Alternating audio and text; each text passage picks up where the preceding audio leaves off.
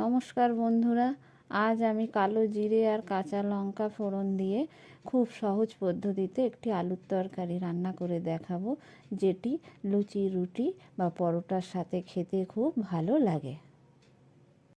আলুর তরকারি রান্না করার জন্য আমি এখানে 500 গ্রাম আলু নিয়ে ছোট ছোট করে কেটে খুব ভালো করে ধুয়ে রেখে দিয়েছি।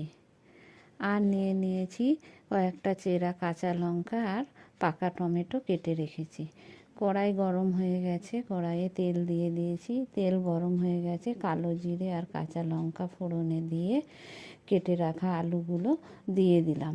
দিয়ে খুব ভালো করে নেড়ে চেড়ে নিতে হবে খুন্তি দিয়ে। খুব ভালো করে নেড়ে চেড়ে নিয়েছি। লবণ দিয়ে দিলাম, দিয়ে আবারও খুব ভালো করে নেড়ে চেড়ে নিতে হবে। লবণটা মিশিয়ে নিতে হবে।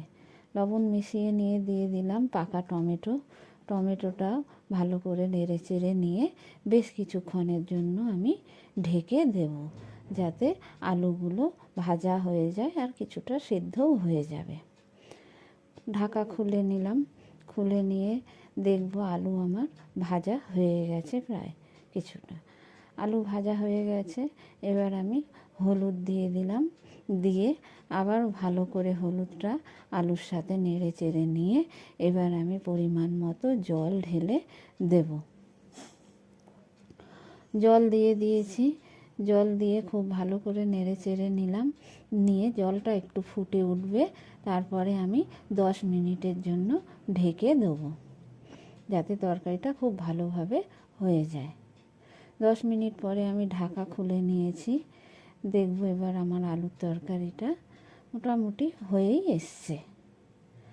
আলুর তরকারিটা খুব বেশি ঝোলঝোলও হবে না, আবার একেবারে শুকনোও হবে না।